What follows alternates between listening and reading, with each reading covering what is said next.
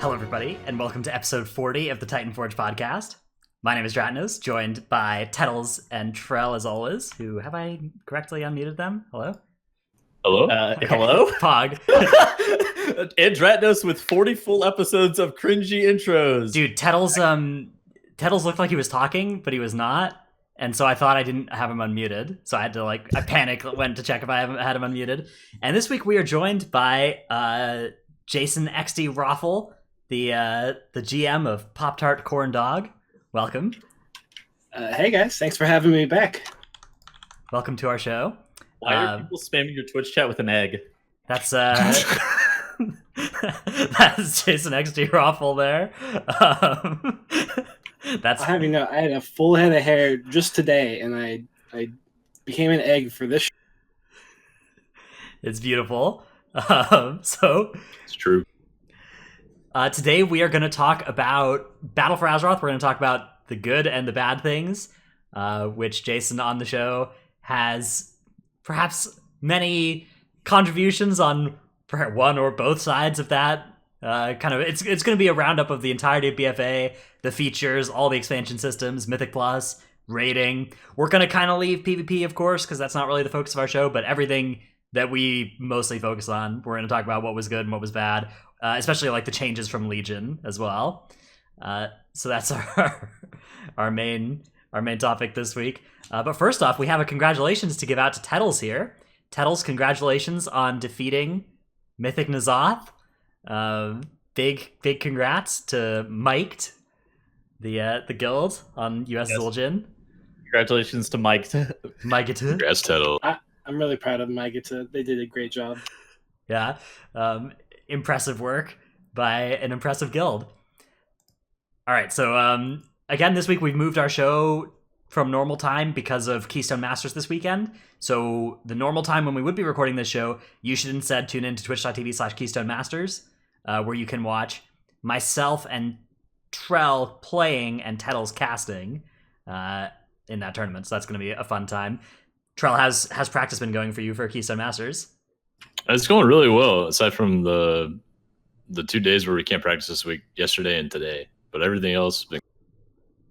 Yeah, those are the same 2 days that we couldn't really practice too much either. Oh, really? Yeah. Oh. But it's a fun tournament. Yeah, what do you think about the level of keys? So for reference, time trials were 16s, and the tournament is going to be 17s for Keystone Masters. It's really awkward this season. Like, everything dies significantly faster than last MDI, but it does relatively the same amount of damage to the group at this level. And so I think MDI is going to go at least 18s. And once it starts getting to 18s and 19s, people are starting to get one shot by tyrannical mechanics here and there, and maybe some trash mechanic combos. Yeah, the sick part as well is that corruption is increasing our damage and reducing our survivability at the same time. So yeah. It's an even further effect towards just dying. The corruption's insane. I'll be doing a boss and the trash is dead and there's only the boss fighting us, and it's usually just only tank damage or minor group damage. Then I just look at the party frames and all their health bars are because of the corruption. Do you think that the constant dungeons should either go up in level or go further down? I feel like they should either go further up to where you have to actually pull slower, or they should go further down to where you aren't going to just perish to random things. I think they should be at 18 and just stay there. Either 18 or 19. 19 might be a little difficult on some bosses, kind of unfortunate. Whatever it is, I hope they just pick one and keep it for the whole tournament, not just randomly bump it up, because that's super annoying for every team out there. If I was in charge, I would scale the health but not the damage of the dungeons by 40% upwards. I'd just make it health of a 20, Yes. damage of a 16, and then I think that would give us a really good mix, or really good mid-ground. Yeah, I agree. I would agree with that. But I think that's obviously fairly hard for them to do compared to just picking a keystone level. So, anyways, we do have Tettles. You have a little pet project in the works in our Titanforge Discord as well that we should let everybody know about, right? Oh shit. Okay, so yeah, and in our Discord, and we will link this down in the description of the YouTube video, I created a census just trying to get a little bit of feedback on the show, how people are feeling about it. I'll link it in Twitch chat right now. So basically some of the things we're looking for are how you found the show, what kind of shows you end up liking, just relative skill range, just so we can and then like we're getting some feedback in terms of other things, just so we can better make the show and better make topics moving forward into the future. What are you laughing about, Dradness? Nothing. Nothing. Nothing. Yeah, so that's gonna be the place to go. Let us know your thoughts. All right, let's thank our patrons real quick and then get underway. So our patrons are Ahar of US Proudmore, Paul of US Proudmore, King of Skills, VTech XD, Zuko, Jaw, Uncle Please Invite, Khalifa D Pog, Drunk Swede of from Legion of Lemmings, Argent Dawn EU, Shirtless Tettles, Tootsie, Heltari, Ishiyu, Blue of Emerald Dream, Chromed, Seraphicus, Trekkie, The Marsh Hare, Regulus, Never Nude, Grizzjam, Chewy, and Trell Rounded Tank. Thank you so much for the support, for letting us create this podcast, and especially helping us create the podcast. Even when we've got stuff on weekends, we can find a way to make it happen in the middle of the week or whatever. Okay, so yeah. Main topic this week, expansion and review, the good and the bad. Obviously, there's been a lot of complaining about BFA, so that'll be a main thing. But before we even get started with that, let's move on to our tip of the week segment. And Jason, why don't you take your first tip of the week here? Sure. So something I found out this week is if you have Warlock alts in your raid, you can't just say Warlock, Warlock, Warlock, Warlock and expect them to summon people. You have to actually say their name, because otherwise they don't know you're talking to them. That's true in every guild, I think, actually. Yeah. Like Summoning Stone, Raid Warning, Summoning Stone. Then you finally like say directly, X person summon, please.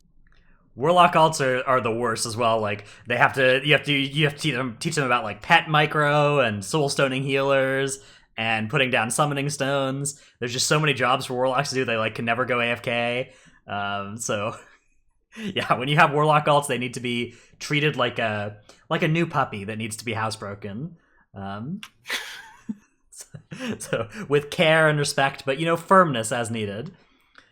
All right, my tip of the week is that as we're approaching Shadowlands, hero classes are gonna be, I think they're gonna be starting at level 1, even demon hunters in Shadowlands. So if you want to level up some characters between now and Shadowlands, do the hero classes now and do the other ones later, because relative to the other ones, the hero classes are going to be easier now than they are in Shadowlands. It might still be less total time. It might still be less total time to level up a DH in Shadowlands than it does starting now, but relative to the other classes, hero classes are still better to level. Only right now, though. Do you think that they're going to have, like, if you just start a character but don't level it, so it's 98, if, like, you're just going to be in the starting zone at, like, level 30, and then the new Demon Hunter is going to be level 1 in the same zone? Maybe. I'm sure that they will have somebody, put some time into figuring out exactly how to handle that interaction. Actually, they probably will. Like, that's something that will get some attention, I'm sure. Okay, Trell, what is your tip of the week? My tip is this patch, the trinket Merectha's Fang from Temple of Seth Rowlis is very, even on agility classes sometimes, such as Havoc Demon Hunter. So Havoc Demon Hunters have a lot of burst with their Focusing Iris, but when Focusing Iris is down, a lot of them will cast the Merectha's Fang trinket. And because of their enormous amounts of haste after I-Beam and with the Furious Gaze trait, it does a lot of damage. It scales with haste. This is the same thing with a lot of tanks. You can buff the trinket with the Strength of the Warden Major Essence, and it does a crap load of damage on demand. Cool. You just can't block while you cast it, so be careful. Very cool. I've used that trinket before, only on strength users though, yeah, but doing it on a DH sounds fun too. DH it does like 8 to 9% of their damage. It's so silly. That is insane. All right, Tettles, we have a clip of the week from you. Let's go take a look at this. This is from Trell's stream as they were doing Keystone Masters practice. Wait, I thought this was yours. Nope. That was last week's. Oh. Did you guys kill me? Trell, how exactly is Dad dead? And I died. Well, you see, I have a really great damage as a tank this patch in the form of complete RNG, Twilight Devastation. And so since Dad was closest to me when he was mind controlled, Twilight Devastation literally one-shot him and wiped us on the boss. My favorite part of this clip is when he finds out what happened to him and he's just, here, let's listen into it. And I died. Okay, What? I put it in the right spot. Here we go. You Twilight Dev me and I die. You Twilight Dev me and I died. I was pretty upset. Yeah. That's a great clip. At least there's a little counterplay now. Now that I know it can happen, I kind of like aim my character a little bit away from him if he's mind controlled, just in case. But still, like, there's a good chance I might kill him. That's insane. Yeah. There's a couple of weird things on that fight, especially on these like lowish keys. That first mind control is actually just such a big RNG point in Heartsbane Triad fight. Like, if it just goes on your Unholy Death Knight, it's so bad compared to going on anybody else. It is. It's really bad. All right. So let's get started with our main topic this week, which is the expansion in review. So we're going to go kind of item by item of things that happened this expansion, and then we'll talk about the pros and the cons. I imagine that I'm kind of mostly going to end up playing the pros side here, because it looks like you guys are all pretty chomping at the bit to do the cons. Having made this document, I think I was also going to end up playing the pros side a lot, because we have Jason and Trell here. Jason and Trell are gonna be our mostly in the cons, but of course we'll keep a balanced perspective. We'll give our real opinions, not just pretend to like stuff that we didn't actually like. So let's get started with Battle for Azeroth's flagship segment. This is the first thing that showed up, at BlizzCon on the slide for Battle for Azeroth. The most exciting feature of the expansion, Island Expeditions. This has been, just a huge thing that they put times into in put dev time into in Battle for Azeroth, and I think that it's fair to say that it was not something that turned out all that well. I don't know. I did 3 total islands this entire patch, and I'll never do any more again. Well, that's a better experience than people who did more islands.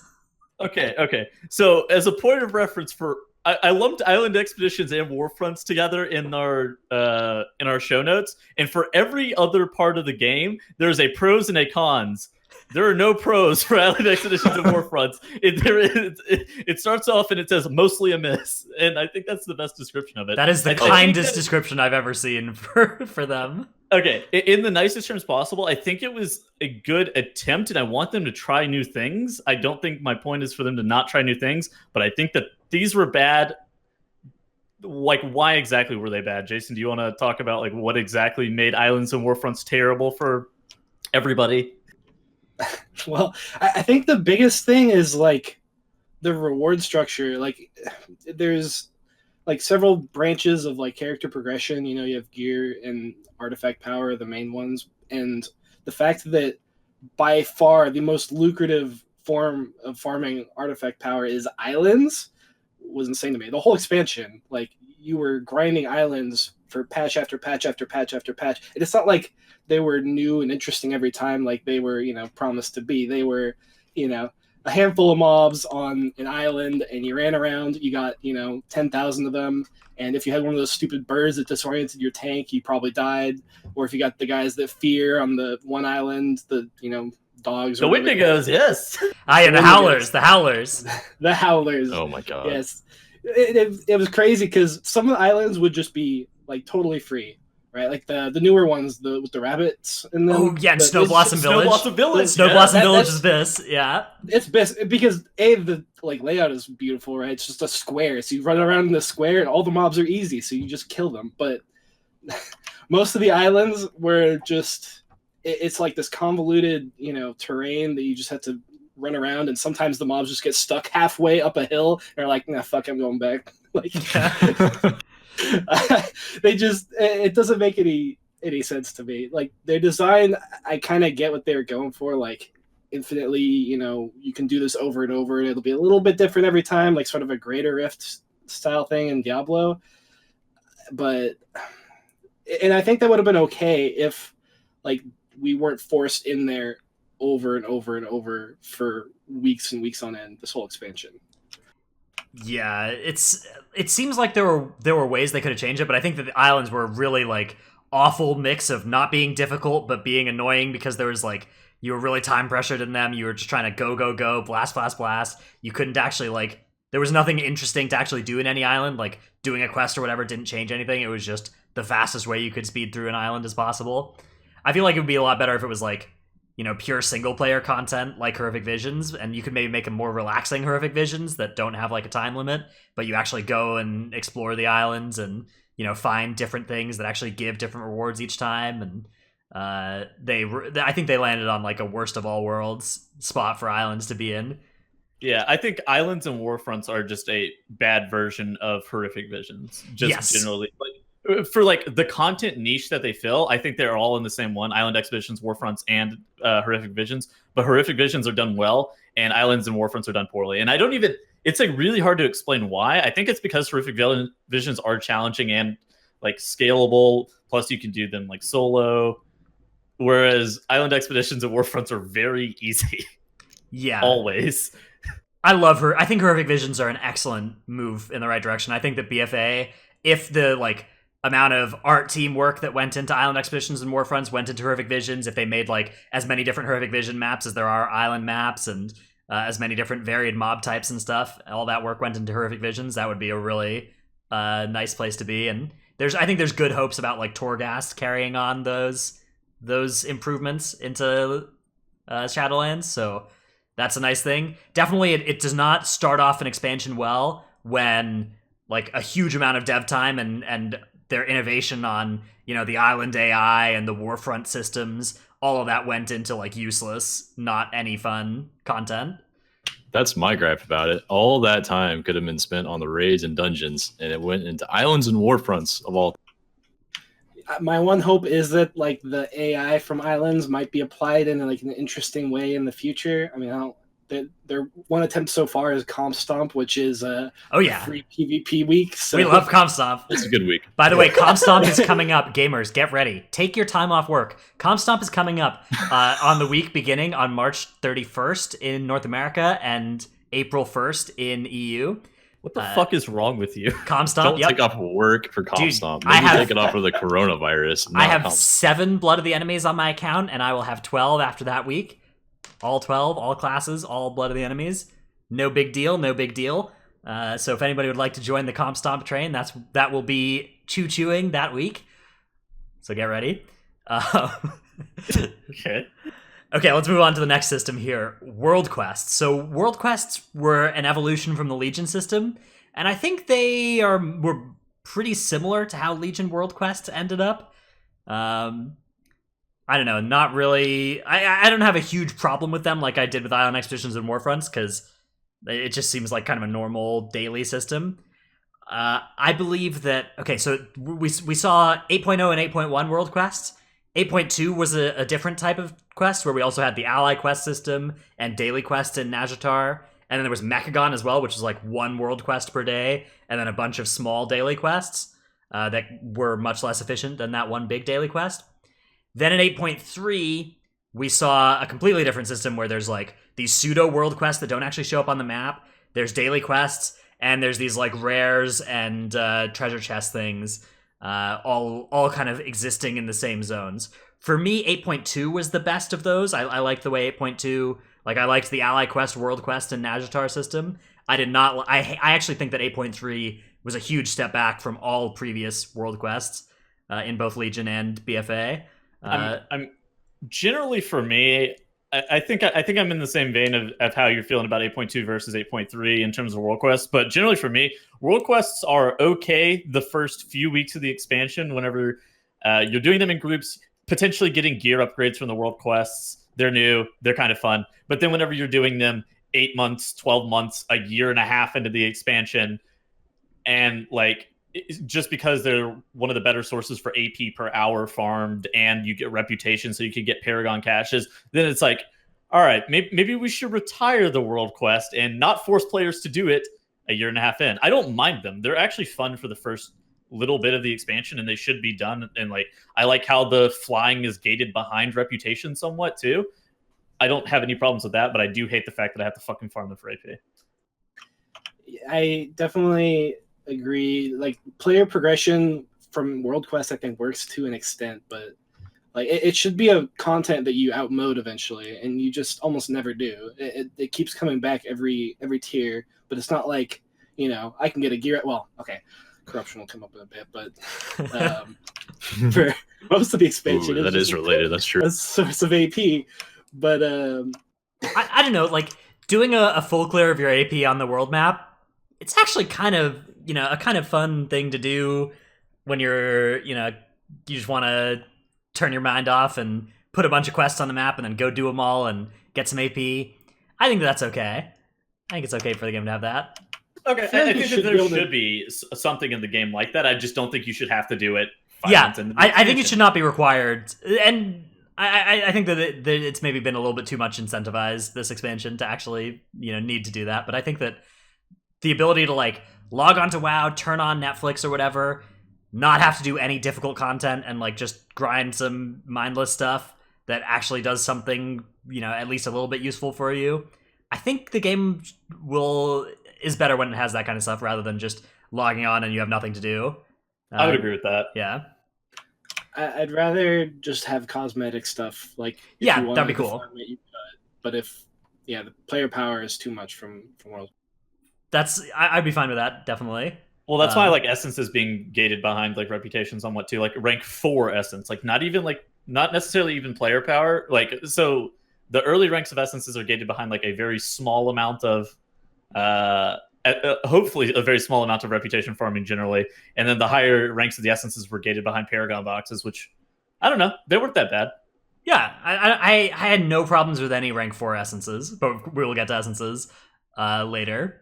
They are tied in the world quest somewhat. Yeah. One other thing that we ran into was lag, actually, this expansion, especially in 8.2 and 8.3. So 8.2 Battle for Nazjatar, like sharding was just a huge lag fiesta on almost all shards that had a Battle for Nazjatar. Maybe not all, but all the shards I was in that had Battle for Nazjatar. Whenever it popped in my realm, it would just immediately everybody would shard in and it would be awful. And then Veil is just so bad this patch.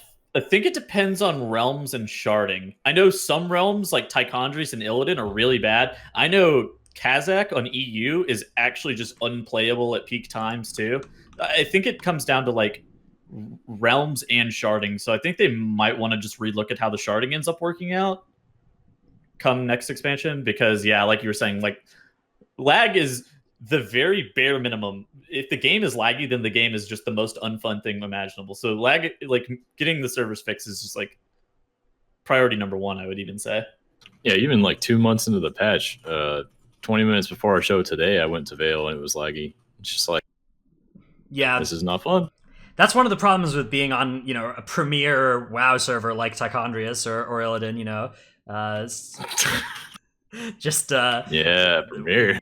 One of the places where the top talent kind of all coalesces into those 2-ish servers. Blizzard had to hold it back at the beginning of the expansion by keeping Tyke from launching whenever. Yeah, we're gonna get onto that too. That's right. I forgot about that. All right, but first, let us move on to talking about new dungeons. So this time in BFA, we got a total of 10 dungeons on release, and then we got Operation Mechagon in patch 8.2, and we got it in Mythic Plus in patch 8.3.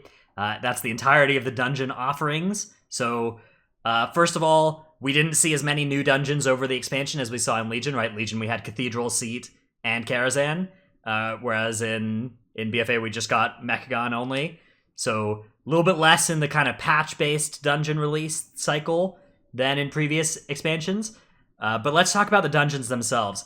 What did you guys think about just the new dungeons in general? Jason, what were your kind of, coming from Legion, how did you like the BFA dungeons?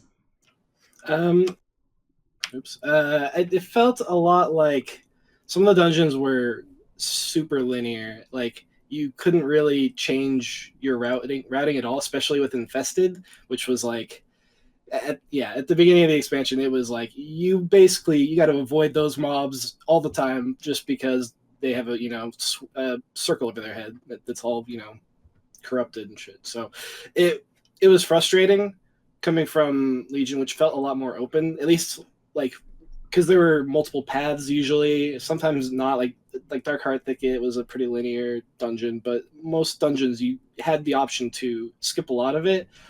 And choose what you wanted to do and how much you wanted to do at the same time. But it too often felt like it's like you are basically restricted to 1 to 2 pulls at a time, and chances are those pulls are not going to be that fun because you can't like the kiting thing in Legion got out of hand, but they really went aggressive on fixing that by destroying threat generation and making it so that if you run away from the mobs, they just start killing your friends for no reason.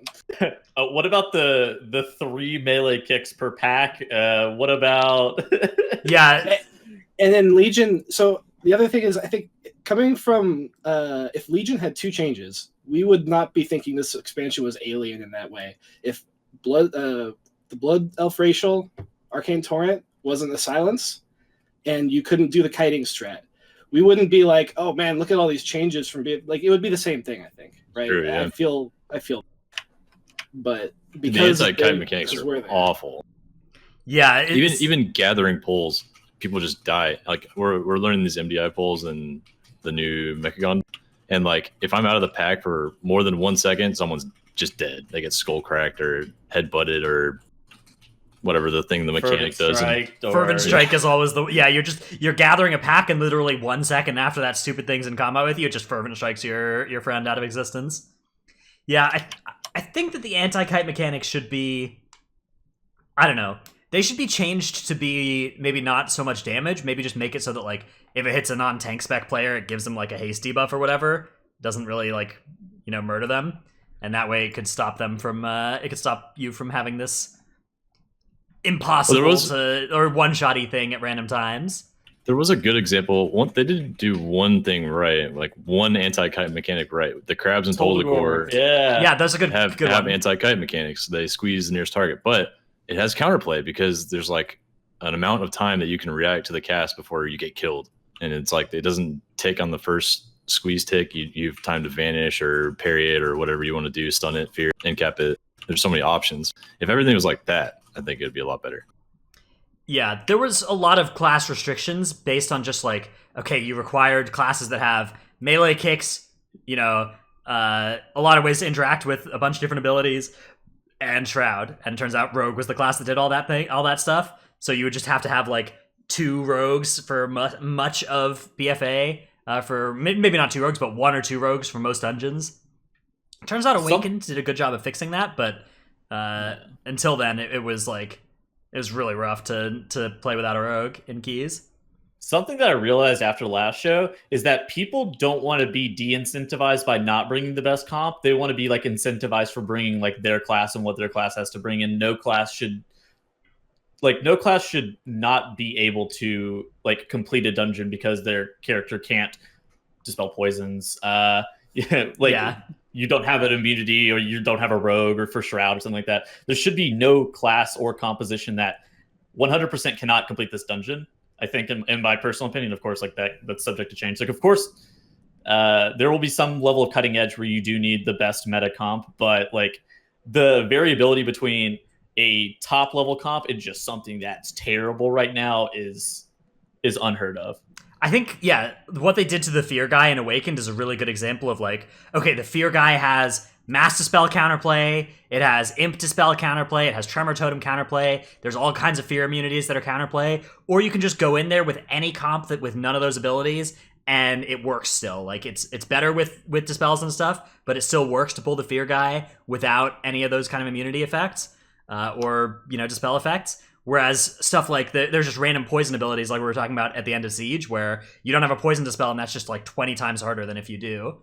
I feel like the different types of debuffs was designed for like such an old era of the game where you had huge groups doing all the relevant content.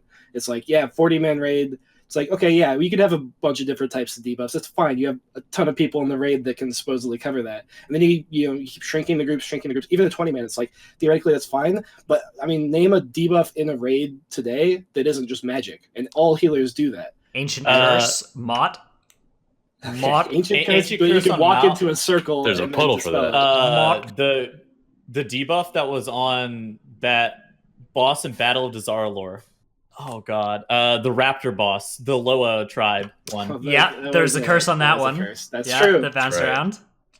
Yep.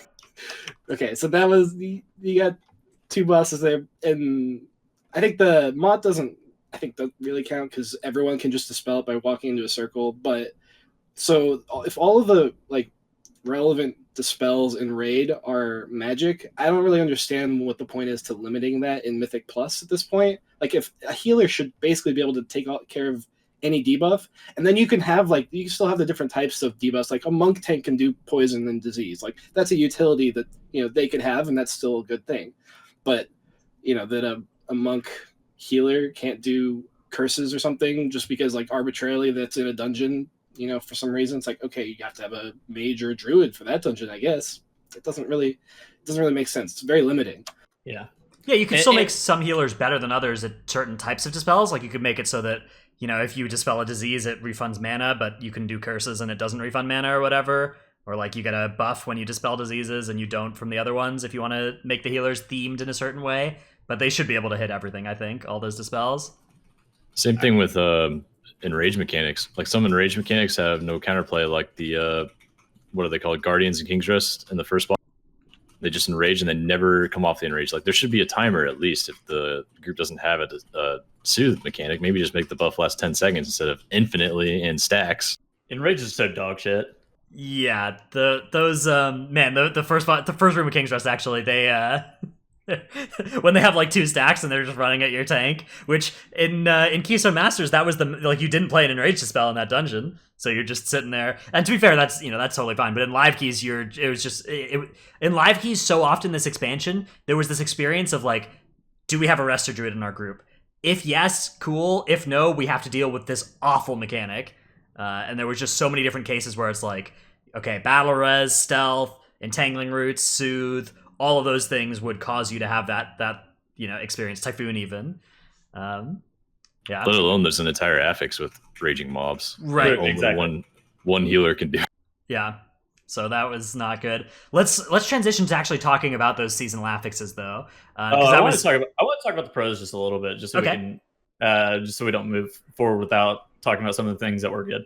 Less one shots in the expansion. I think we'd all agree that there are significantly less one shots. That's obviously a big pro. More engaging trash. It was a little bit too much sometimes. I think we talked about that, but it was at least more engaging for a longer period of time. Required a little bit more skill and more finesse occasionally, but by and large, it just came down to probably too many kicks. But it was more engaging. Aggressive tuning passes and constant dungeon tuning even late into the expansion. With Legion, they just shipped the dungeons and just did not touch them. So the fact that they were constantly... Do you remember Halls of Valor for the first year of Legion? Just they came back in like a year later and they just took out half the trash. Oh, yeah, exactly. Yeah.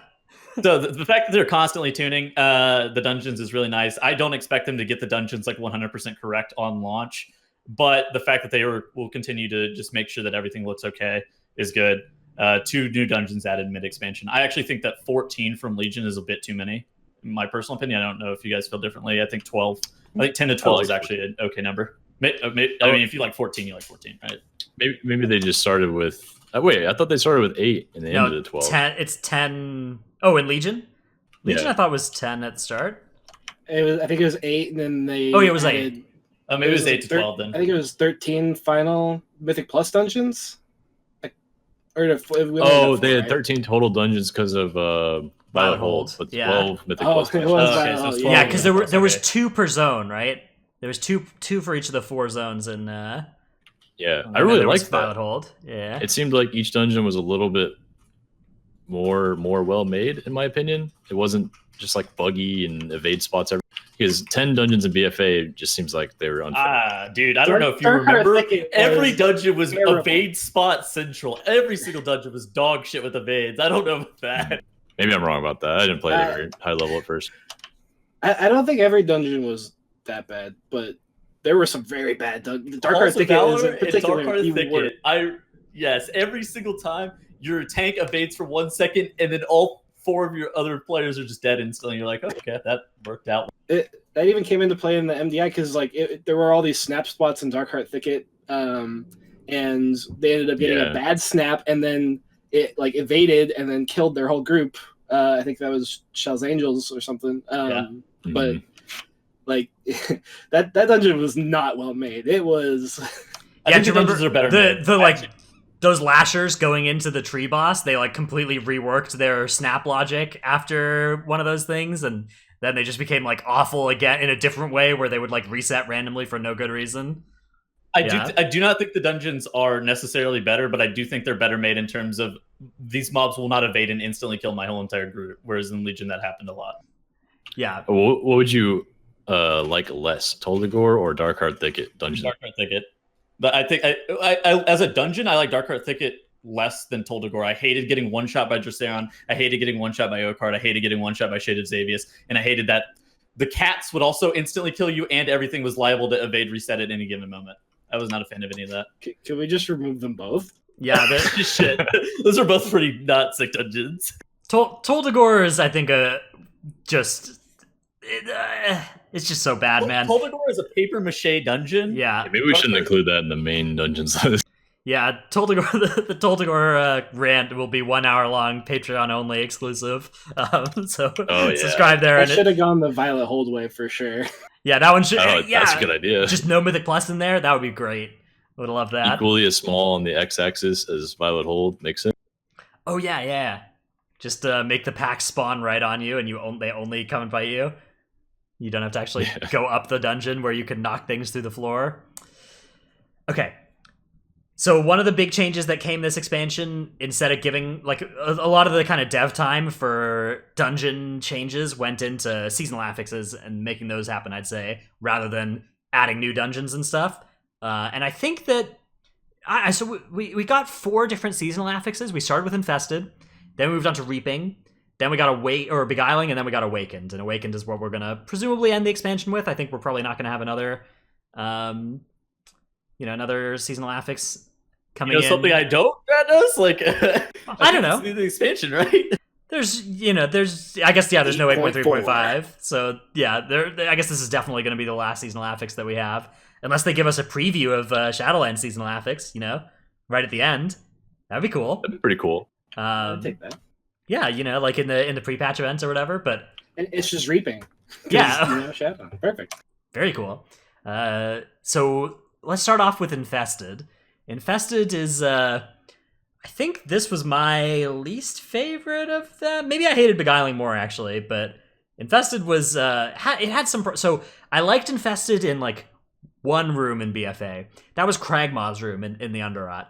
In Kragmaw's room in the Underrot, you could, like, with Infested, a good group, a good strategy, a good route would, like, pull in 2 fewer pulls, and it would be really cool, and you would do, like, sometimes you'd CC infested mobs and pull non-infested mobs. Sometimes you'd CC non-infested mobs and pull infested mobs, and you'd feel really smart when you got that to work. But everywhere that wasn't just like a big blob of mobs that you could pull in whatever order you wanted was just awful with infested in it. It was so bad. And yeah. Yeah, no, I completely agree. Like, it did feel good to mix and match pulls, like even freehold to an extent. Freehold, yeah, I was thinking that as well. Parts of the dungeon, whereas like you could CC from 4 or 5 different packs, and you're pulling multiple packs together, and then you're pulling a big pack of infested together. Like that felt good, and it made you feel smart. But there were so many times where it's on these like mini bosses or unCCable mobs, and it's like, okay, well, I guess you just kill those alone. I mean, there wasn't counterplay to a lot of their infested placement was, I think, the biggest problem. Or if there was counterplay, there was like one obvious counterplay, and that was just what you did, and there was no like instead of giving you decisions, it took decisions away for you in the dungeon. Yeah. Okay, so seasonal affixes as a whole, would you keep them or remove them? Because personally, I'm a fan of seasonal affixes if done well. Like, so let's just give it the caveat that say they're done well. I personally enjoy seasonal affixes and like how they keep the dungeons fresh even later on into the expansion. Because okay, we are a year and a half, almost 2 years into this expansion. Oh wait, hold on, are we over 2 years into this expansion now? No, we're under 2. Yeah, okay, so we're a year and a half into this expansion, and the dungeons are still fairly new, and people are still learning new things about Awakened and all that. So I actually do enjoy the seasonal affixes in terms of how they keep the dungeons fresh, as long as they are done well. I agree. Yeah. Go ahead, Jason. I agree. I agree. It keeps it pretty fresh. Beguiling, although it felt more like infested. Beguiling was the worst. Done poorly. Yeah. Done poorly. Seasonal affix. Done poorly, and it was like, wait, I've done this affix before, except instead of worms, it's elves. And they beat me down. They actually murdered me. Yeah, beguiling. So beguiling and infest. I think that what they need to do is they need to have this like check before they make an affix, and it's like, hey, is there only one way to handle this? Like, is this going to restrict choices or increase choices for players? Because both Reaping and Awakened like increased choices. You had so many different ways you could handle those affixes, so many different strategies to deal with them, and they weren't active the whole dungeon as well. That's one of the nice things about Reaping and Awakened is that Reaping 5 times per dungeon you have a Reaping experience, and the rest of the dungeon is not affected. Awakened 4 times per dungeon you have an Awakened experience or less, and the rest of the dungeon is unaffected. Or you can use the portals more, but that's only positive. And then Infested and Beguiling are every single pack. Every single pack you have to deal with Infested and Beguiling, and they change. It's just the whole season. You get so fatigued from dealing with them. So, quick question: how would you have liked if Promises of Power or Archive were our seasonal affixes instead? So, Archive, of course, is like the ICD thing. Whenever you kill a mob, you get the haste buff from Horrific Visions. You mean Gifts of the Titans? Gifts of the Titans, not Archive of Titans. Archive of Titans was Uldir buff. Yeah. Gift of the Titans or Promises of Power. And Promises of Power is that main one that you'll end up getting, the circle on the ground, where if you're not standing in it, you do 10% less damage, but if you're standing in it, you do 25% more. Would you have preferred either of those as a seasonal fix? I think they have their merits, but Promises of Power would probably mostly feel like I'm just getting chased around out of the circle that I want to be in. That'll feel worse. I There's think a lot of movement. Not being there at all. I think Promises of Power is probably too small of a thing as well. Like it's not. I don't think it would feel that impactful. I do think Gift of the Titans, like fitting in some kind of buff like that into the seasonal affix, would be cool. I think it would have to be part of a more extensive change. Thing. Well, yeah. They would have to redo the dungeon timers pretty heavily, but the dungeon timers is expansion is significantly better than Legion. I don't think we talked about that, but the timers in terms of how close they are way tighter and better suited for the dungeons. You don't have upper Karazhan's where people are 3-chesting it and shit. Massa Chow in the chat says Leadfoot affix, please. Shut up. Nope. Shut up. Delete that comment. Do you guys right now. That's a timeout. That's a swift timeout. Yeah, Tuttle's talking about. Okay, that is very deserved. Okay, cool. Yeah, I think we're all agreed that a good seasonal affix could be good. Okay, and is better than not having seasonal affixes. It's a good thing for them to work on. I think that with Awakened they've landed in a pretty awesome one actually. So I think further iterating on that kind of idea is nice. Let's talk about the other affixes. So let's start with Tyrannical and Fortified, and have a little rantaroo about this. So who would like to rant about Tyrannical and Fortified? Jason would. I have been praying that they would remove these for a long time, because it's like, if you're going to balance the dungeons, baseline, then how does this even fit in? Like, the damage increases from like trash on Fortified. It's like, okay, you're restricting it one way. Like you just can't, go above a certain key level anymore because, the trash starts doing too much damage. I mean, that would be the case anyway, but it's like, just this affix, half the weeks, you just can't go above this level. Or with Tyrannical, it's the other way. It's like the bosses just start doing too much damage. It's usually Tyrannical, that's the problem. But it's the bosses start doing too much damage and they last forever. Like, it's very weird how it changes like the balancing the dungeons, and you'd think they could just get a nice set balance for all the dungeons, like how they want the dungeons to be played, and then they could just leave it at that, right? Like, the other affixes are there to change up the gameplay from week to week. Why do we need to some weeks the bosses kick your ass and take forever, and some weeks the trash mobs one shot you with their random abilities because the tank ran out of melee for half a second. I mean, not only are they the least fun, but they're the most impactful and just the most ridiculous because they're just so unfun and unimpactful. This is a major tentpole topic of the Titanforge podcast: is delete the fuck out of Tyrannical and Fortified. That stuff is just not good for the game. Yeah, replace them, man. Replace them with affixes that are interesting and not. That rogue could just be axed for all I care. Like it doesn't even, we don't need that many rows of affixes. I Like know, same. Like dungeons- four rows, a little too much in my opinion. Fine by me. Fine. Yeah, The delete. variability. Yeah. Sorry, guys. Just delete them. Just take them out of here. They're not like Jason's exactly right. Like we want to have difficult content for both bosses and trash, but with fortified and tyrannical, one of those two is always going to be scaled above the other, and that means if you're then doing that at the level where it's hard, the other is easy, and that's the problem. It's not the problem isn't the bosses are hard on tyrannical. The problem is that the trashes are so free and boring on tyrannical, and the bosses are the hard part. And then on fortified weeks, it's like okay, now the trash is on fortified week. It's actually fairly balanced this season, but it's still like just randomly have you hit your ceiling on one of those two types, and the other type is really easy, and that's lame. So yeah, I just think it's hilarious how you'll do a 21. I don't know. Let's say like a 21 of one dungeon, and then on fortified the boss takes a minute and 45 seconds. Yet on tyrannical it takes actually 3 minutes, and you're just like, what the fuck is this? how has this happened to where I'm doing the same boss in the same dungeon and taking almost twice as long? Yeah, you're just sitting there. The bottlenecks are bad. Like, let alone how tyrannical bosses take so long to kill sometimes with extra phases and all that. But then sometimes it caps the key level like way below what you can do on the same key on a fortified setting. Like take Whitecrest, for example, right now. People can do it on 24 fortified with the first boss not being tyrannical, the witch boss. And if you do that same key on a tyrannical on like a plus 21 without a prot warrior, you might not even be able to do it with the same exact DPS comp. All right, let's talk about the ultimate issue, though. There's no parity between the fixes. It's not just tyrannical versus fortified. It's that there's no parity in any fix in general. Like, you have volcanic affixes like volcanic and skittish in the same row as teaming, right? And you're like, well, these are three very different affixes. That's not the same row.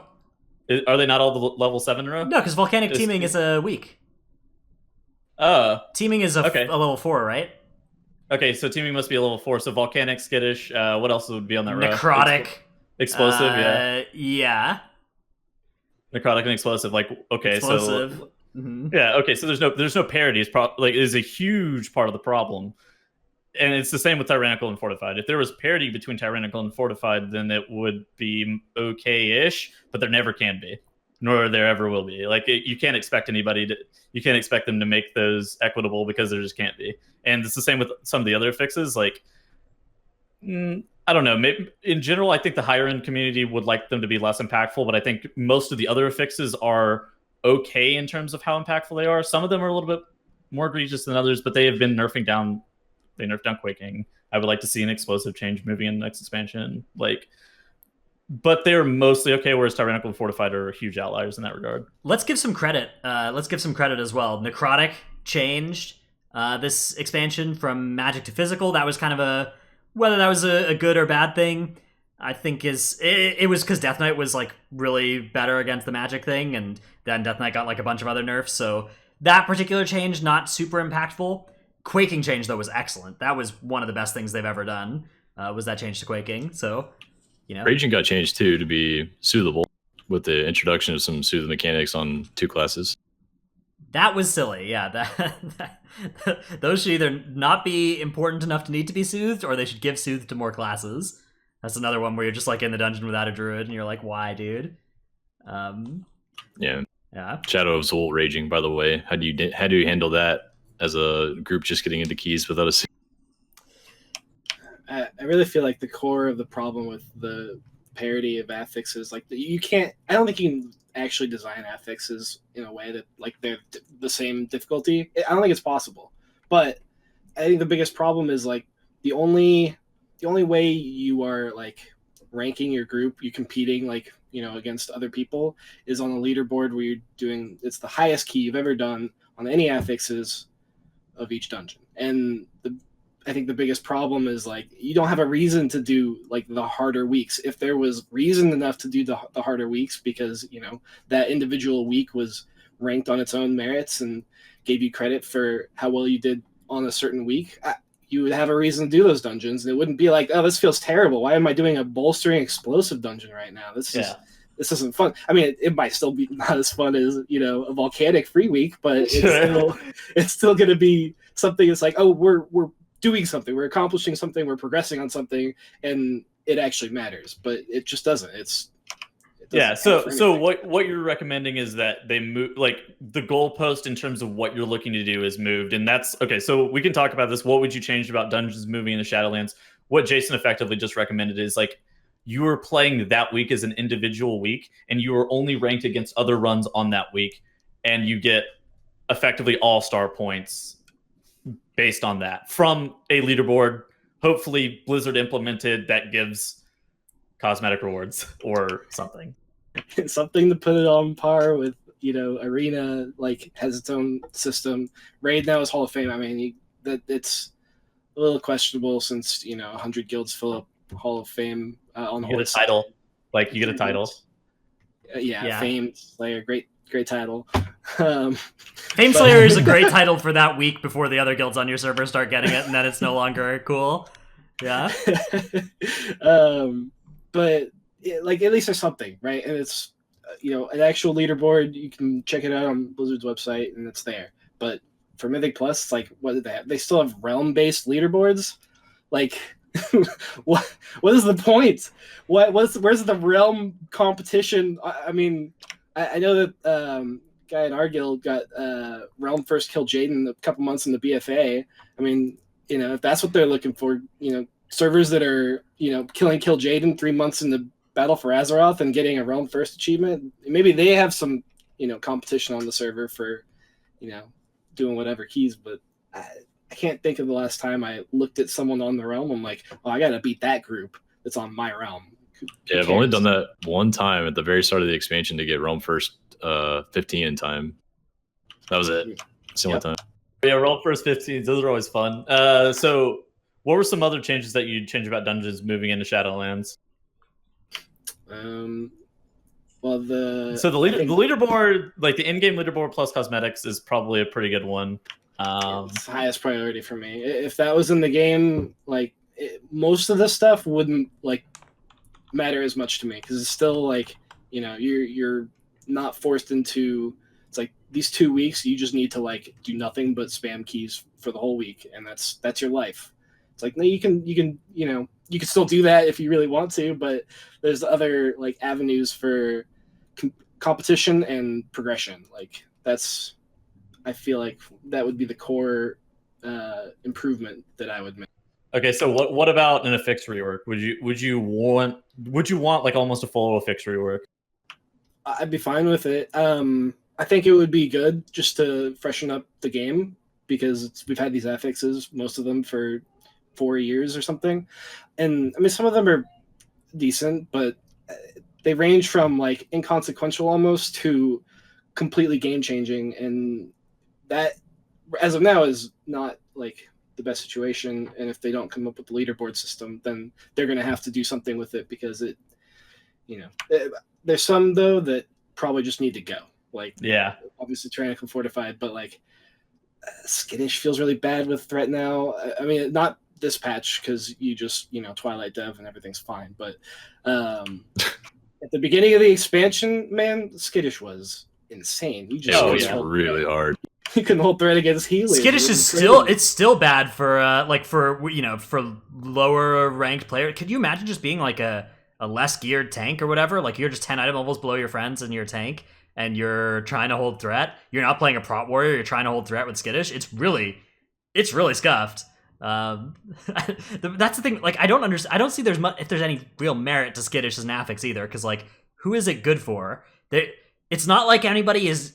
It's not like you can ever try that hard to have, like, there are so many situations with Skittish where you can do everything right and it doesn't work, or you can do everything wrong and still hold threat. It's just based on what your character is wearing and what spec you are on. So what about the keystone system itself, like acquisition of keystones? Because as it currently stands right now, at the end of BFA, we had this thing where at the end of the dungeon, after you finish your keystone, you get that keystone back, and you just pray that it's not King's Rest or Siege of Borealis. Yeah, I was never a big fan of the randomness, because like pushing keys meant doing a bunch of irrelevant keys until you got the one you wanted. That was always kind of the case. And it hasn't gotten better. I liked it when you could delete keystones and get a new one. That was kind of a good system. It was a good mid-ground. Yeah. Being able to refund a bad key and get, a slightly lower different key, I think is fine. I would prefer to have 3 keys pop up and you choose one sort of thing, or it's a dual or triple dungeon keystone where it's this could work in any of these dungeons. I mean, you're still going to run into some randomness, but at least you have some choices there. It's also hard because their balancing of the dungeons themselves is kind of all over the place. That's true. Yeah, I mean, the dungeons can be imbalanced. I don't think any of us expect the dungeons to be balanced super close. There is some margin of error, but if you could actually pick the dungeon, I think it would be a lot better, and it would also allow for grassroots tournaments, which would be helpful in a different way as well. I've been firmly in favor of war games style keystones where you could just walk in on a fake keystone in any dungeon, pick a level and do it, right? You could do it for practice purposes if you have a really high key and you're okay, we don't want to scuff this super high key that would be a world first if we got it, so let's go in on a fake keystone, try it out a few times, see what really screws us, and then you can actually run it. That was sort of the case in Legion before they did depleted key, or after they did back when keys depleted. Yeah, I hated that system. I hated depleted keys too, man. Yeah, I hated that system too, but it was because they were holding the rewards back from you, right? It's if you could choose to do a key and be I don't want rewards from this, I just want to do the key, and it didn't count for anything, that should still be allowed. It should be, if you want to do it, you can do it. Depleted keystones was if you screw it up, you don't get anything, and you have to do it because that keystone's not going anywhere. If you want another one, you better complete that key or drop it a bunch of levels. And it, and then you get another one, push it up again. Well, could you drop key levels? You couldn't, right? You just kept the key depleted. Oh no, right? You couldn't. Yeah, before they. Yeah, you're right. Impossible, right? That was just that depleted key was sitting in your bag. Dead keys. Yeah. You just didn't get loot. You just did not get loot for running it back. That was that's such a trash system. I don't actually think that they should be infinitely practicable though. I think that keys, it being important that you you put the key in, you do well. You don't get to practice it as many times as you want. I think that's a good thing for live keys. I think there's this effect on the tournament realm of practicing and getting your pull right and doing it for 8 hours and then having it all matter on the day of the tournament, and that's kind of cool there, but I don't think it would be that fun on live to be spending your time in a practice mode forever until you get it right thing. I think it's more awesome for it to be okay, we've pushed up our first 24 here, we got to get this right, we know how to do this from a 22, we just gotta, it's gonna be really hard now, and maybe you don't do it and the key goes back down to 23 and you gotta get another shot at it, and then maybe that shot you can do it. All right, so let's move on. I think we nailed dungeons pretty heavily. I think we talked about what we wanted to see moving to Shadowlands. I think we're good on that. All right, let's advance to raids then.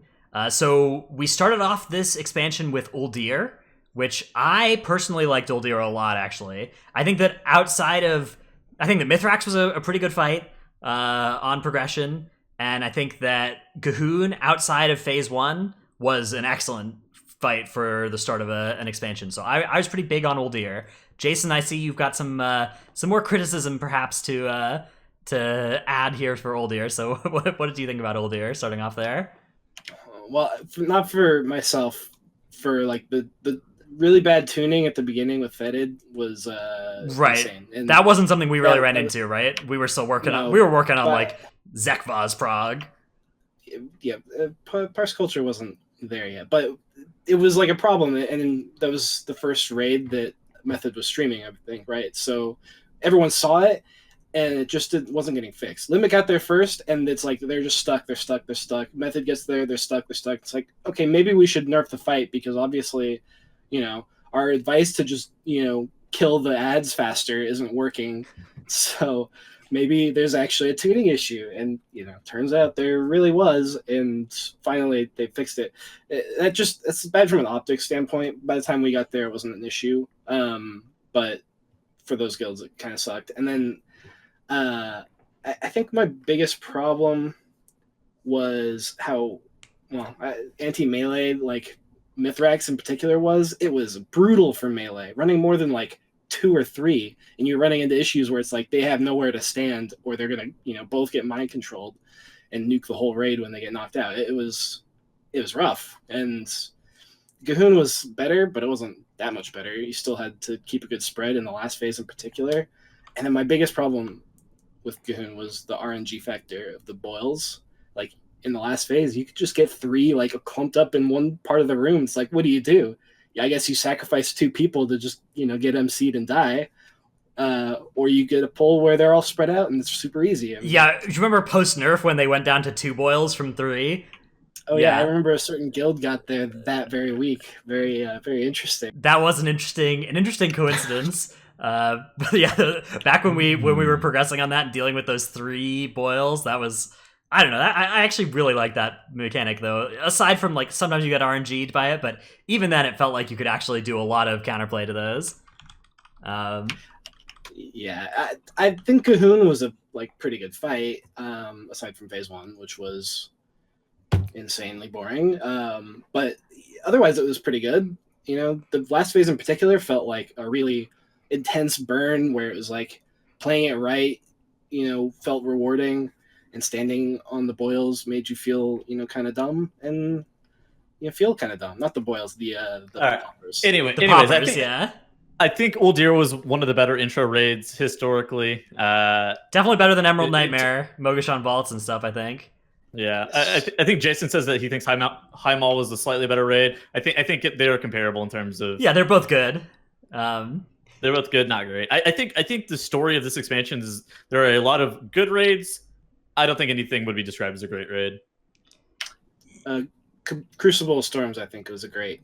It's only a 2 boss raid. Yeah, it was a great 2 boss raid. I think it was the fact that it was only a 2 boss raid is kind of, I would kind of deduct for that, but it was good. It was very good. I agree with that. The bosses were superb, especially Unat. Was one of the best bosses I think they've ever had in the game. That was a pretty cool boss. I'm a fan of the 2 boss raid. Actually, like the mid tier, just like random 2 boss raid, and you're like, I like this. This is nice pacing. I thought Ajara was like awful. I thought Ajara was the worst. Ajara and Zakul were, I think, the worst things that ever happened to me. There are going to be bad bosses in an expansion. Like there are always going to be bad bosses in an expansion, but I think like sweeping statement wise, I think the expansion raids were pretty good. Yeah, I think that's fair to say. I don't know. Ajara and Zakul really made Eternal Palace pretty sour note for me. Yeah, I mean, it's fair. I hated like Crucible of Storms because my guild died. Then I had to completely I was like, don't hate the guild. Died okay, I think that was kind of an effect of the 2 boss raid though. The 2 boss raid, as nice as the fighting was, or the fights were, I think 2 boss raid just doesn't really fit into the schedule of WoW anymore. I think they probably just needed those 2 bosses to be the last 2 bosses of BOD. I think that's the move. I probably especially with like the world first race and stuff, trying to prepare for a 2 boss raid is like so much more difficult. And it's like, okay, is this going to last, a day? Is this going to last a week? I mean, Helya didn't last more than 2, 3, or 4 days or something. Like she went fast, I'm pretty sure. And Unat lasted over a week. So obviously it could have been a thing. But if we all knew like going into BODs, like we're going to get a 2 boss raid after BOD, just letting you guys know, that would have been better. We would have, been able to prepare for it and actually take steps to do it. But it was like almost a surprise. Like, hey, doing 2 boss raid. What's up?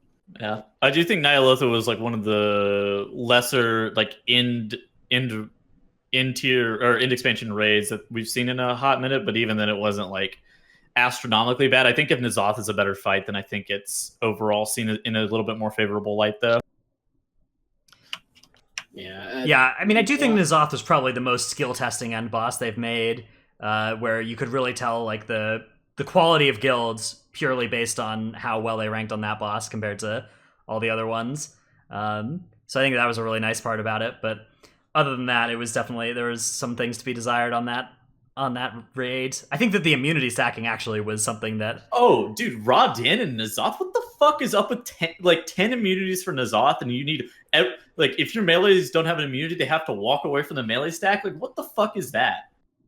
Yeah, the immune thing is so weird to see it coming back in as well after they nuked immunities from orbit in Tomb, and it seems like they kind of just forgot that like they need to make sure that boss abilities don't encourage you to stack immunities with this raid.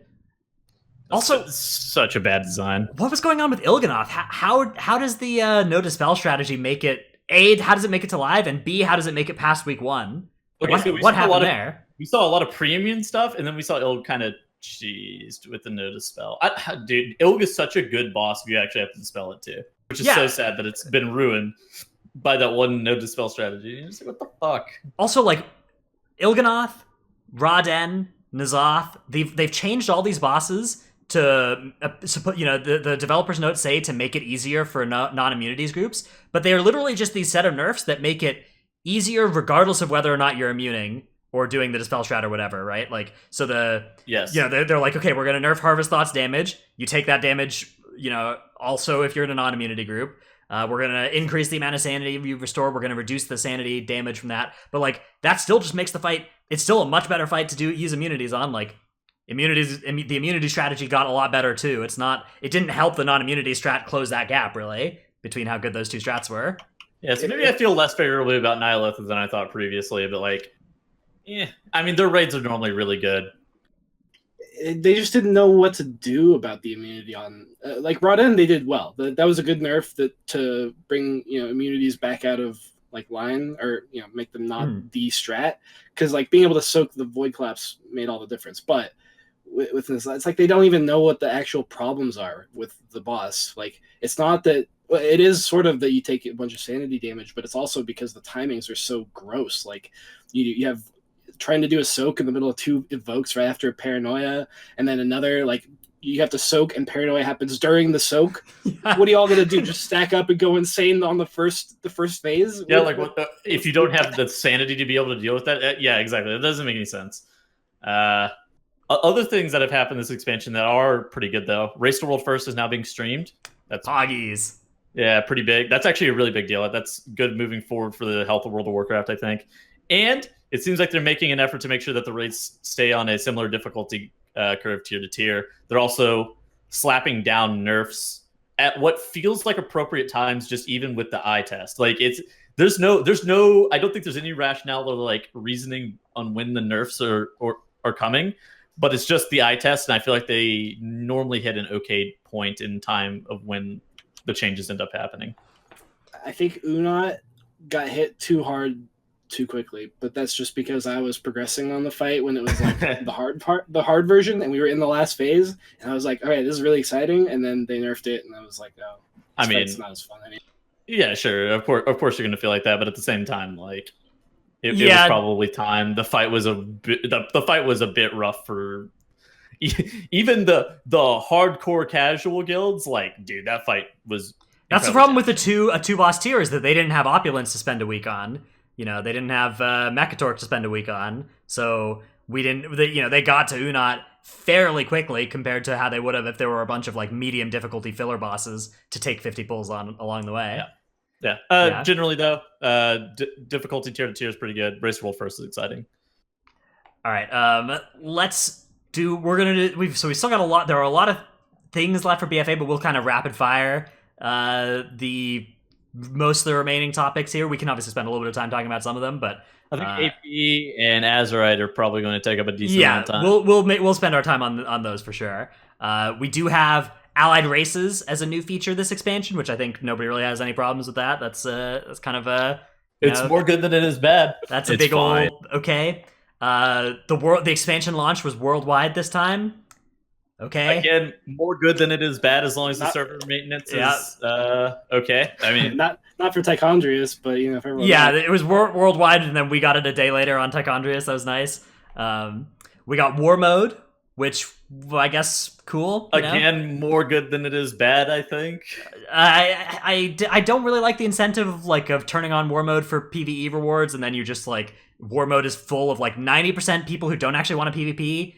and like are just hoping that everybody can agree to not PvP and get better rewards. It's kind of silly. There is a non-verbal agreement whenever you see somebody out there doing the Veil or the Uldum dailies where you just like, I'm just here to collect the bonus, bro. Don't fucking fight me. And then you're both like clicking the things to try to like turn tag the on them mummies as well. to, yeah, exactly, to get the tags and stuff. And you're like, all right, thanks. I appreciate So you. awkward too. You're like, please don't attack me. Yeah, and then, You're like, oh, please don't fucking fight me. I'm just trying to move on, bro. Yeah, I have this experience where I'm like, pretend I'm like friendly with an alliance guy for like 3 minutes, and we're doing these quests together. I'm like, oh, this guy's great, and then just like another horde player comes in and attacks them, and I'm like, all right, I guess I'm attacking this person now because PvP is happening, and I gotta participate. I'm too soft. I feel bad. I like start / crying on their shoulder while my friend kills them. I'm just like, no, man, he was my friend. Okay, let's move on to the last kind of main expansion-sized stuff that went on this expansion. So, artifact power. Who would like this rant? Jason, I think you might be well equipped for this one. Go ahead. Yeah. So I think AP was like their response to WAD's like not having enough to do, and then like player progression ended. So you were like, okay, I've finished my character, I'm done, I don't have to do anymore, I can just quit the game now, right? Like that's how it works. But they, in typical Blizzard fashion, solved this in so many different ways that they actually made more problems. AP being like this just constant slog every tier, where it wouldn't be such a problem if the stuff you had to do to actually gain it was stuff you wanted to do. Like if you could just do raid and that get your weekly allotted AP from that, I wouldn't really care. It'd just be like, okay, this is a thing. If I can't raid this week, then I can catch up with world quests or islands, whatever. But uncapped means you're kind of forced into, and huge power gains means you're kind of forced into like grinding it hard so that your character's actually the best it could be for progression, at least at a level where you think that matters, which I think most of us would agree we are. So that always felt bad, and I would agree. I would 100% agree. And what I wrote for the pros for this is it keeps people playing the game longer, which I think we all agree is a good thing. Soft nerfs to content over time, which is also fine. And it's constant goals for the players to achieve. But then the downsides of this is like, okay, a lot of your AP farming is tied to island expeditions and world quests, which are just some of the least fun content imaginable. And whenever you do get like 1 point like in your neck, it doesn't feel like a huge gain, but like collectively somebody who's 70 versus somebody who's 80 is such a huge gain that you feel incentivized, like you feel like almost required to do it, even though it sucks and it's just not fun. I think that the solution they came up for cloak level of like you can get 1 more per week after like doing a bit of a grind at the start is kind of perfect, and it sounds like that's done well. It sounds like they're going to do that in Shadowlands as well. Sure. They said in Shadowlands like you're going to be able to earn some power, and it's going to be hard capped each week, and anything you earn after that is just going towards cosmetics. I think you're absolutely spot on, Dretness. I think the cloak is artifact power, except done well because it is capped, and like there are catch ups for people who are slacking on coalescing visions in order to be able to catch up with it. Okay, to be fair, a lot of the catch-ups for cloaks has been that they've hot-fixed in increased coalescing vision rewards like multiple times this expansion. I don't hate that. Well, they didn't want you to get rank 3 breath before the world first guild killed N'Zoth. Realistically, that's why that nerf came in whenever it did. They didn't want you to like chain run like 1,000 visions like the first 3 weeks. So they're trying to pace it. I think it's very intentional. I don't think it's a reaction.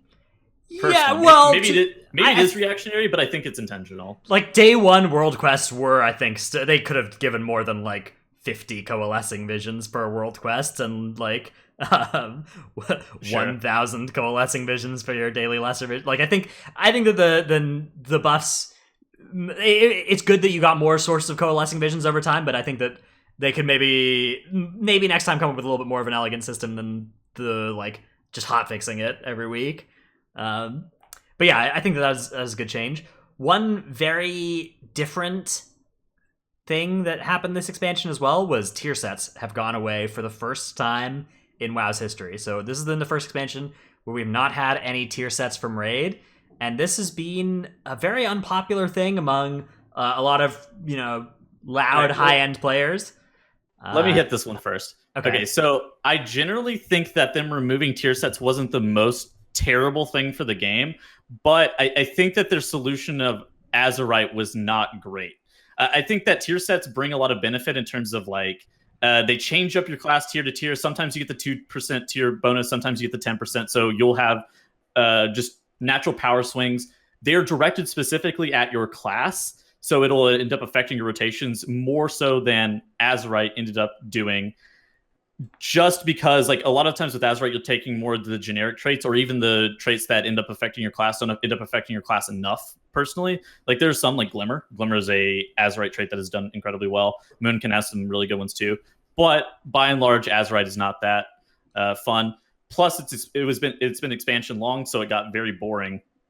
And then in addition to that, I don't care about transmog, but a lot of people do care about transmog, and the removal of the tier sets in terms of like a transmog effect is pretty big for some people. So I think those are all my opinions on that. I think in general, the removal of tier sets to replace with Azurite has been poor. I am a thumbs down on that one. I agree. I think that Azurite did not do a good job at all of filling that void. I think that the void can be filled by something other than tier sets, though. Like I do not disagree with that. I think that we can get there without needing to bring back tier sets necessarily. Like if Blizzard is hard locked in to not bringing back tier sets, which it sounds like they kind of are, I think that they can hit that same effect with legendary items or with systems like with patch level systems, like essences could have been done in a way that they gave that same effect. Corruptions could have been done in the same way that they gave that effect. I just wish that they affected your character in a way that tier sets did. That's the only thing that I wish, is that I hate that Azurite just does not affect your character in a way that tier sets previously did, because they were only geared towards like the utility and the damage of the class, and there were not generic traits. In addition to that, I think it's really comical that we have 5 sets locked. We have head, neck, shoulders, chest, and now the cape, which whenever they removed tier sets, they said that they hated the fact that you didn't have enough slots available and that you were always locked into playing tier sets. That was a different effect, though. That like they didn't want it to be so that you'd get like pants dropping and you'd be like, I can't equip these pants because I've already, my pants are part of my 2-set 4-set.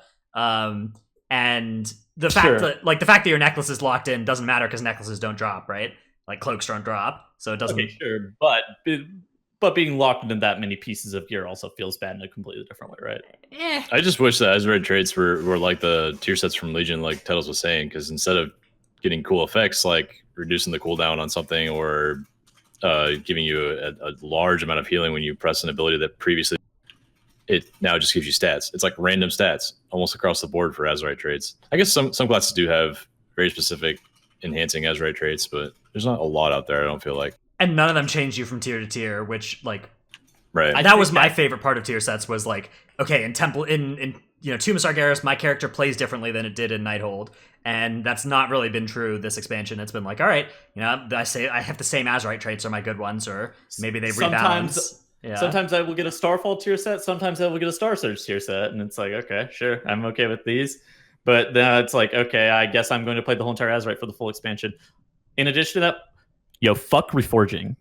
True. Yes. True. I think I can get a collective true on that one, but fuck reforging. That is so dumb. Reforging has been, I think, if you could change one line of code in BFA and make it the best, it would be to delete reforging.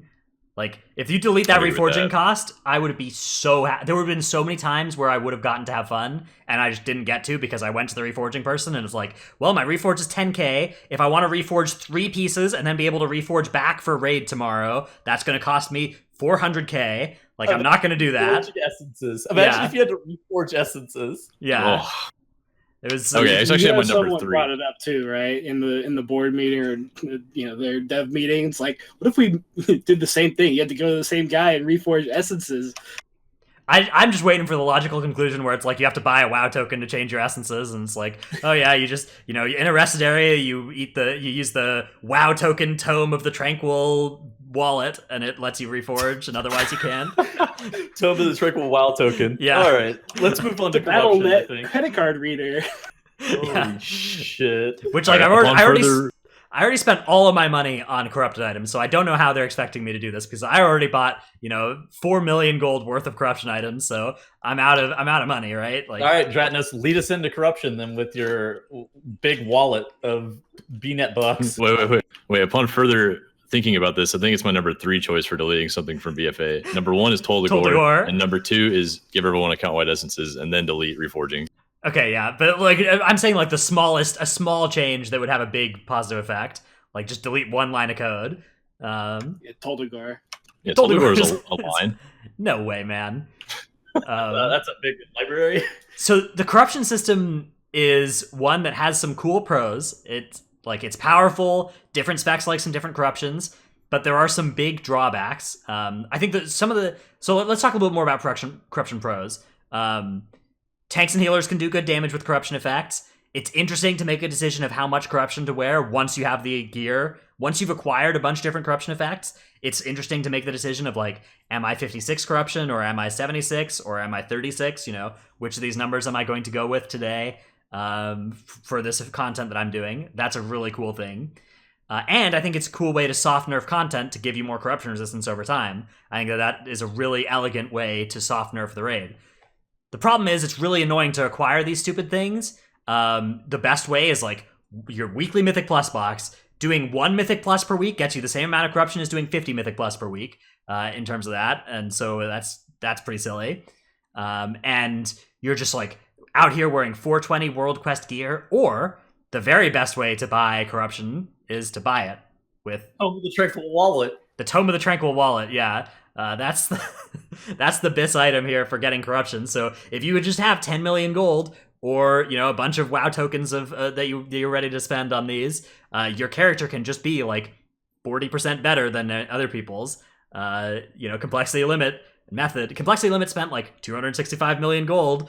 Method spent, I'm sure, similar numbers. Pieces spent, I think, only 8 digits of gold, not 9, but still lots of digits of gold. Poptart corndoG, I think, spent in the low 8 digits as well of gold this expansion. Oh my god! Yeah. Okay, hold on. You count raiders as gold? How does that equate? Our raiders are certainly very corrupted, so yeah. So the 9 digits, I see. Yeah.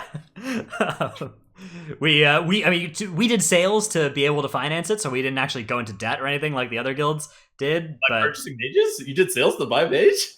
Yeah. It was a worthwhile investment, actually. But yes, it's that is a really big downside to the system. Yeah, so I think upside, very fun, very powerful, makes your character feel better, especially tanks and healers that are able to do damage. Downside is that the damage source isn't you most of the time. I don't love that like you'll look at your damage breakdown and it's like Twilight Dev is like all of your damage. So, and the acquisition process, like Dratnus said. Twilight Dev, Infinite Stars, Echoing Void, none of these are like Gushing Wound, Twisted Appendage. None of these are things where you then play differently at all. It's just like you get a proc and it does some damage, and that's where your damage is coming from now. I think that I don't hate it, but at the same time, it does feel bad for some people. Like for me, I don't personally care, but some other players, they do care a lot, seeing like hovering over their damage breakdown and seeing that some Gromnak getting pissed off at Infinite Stars. Big meme. Yeah.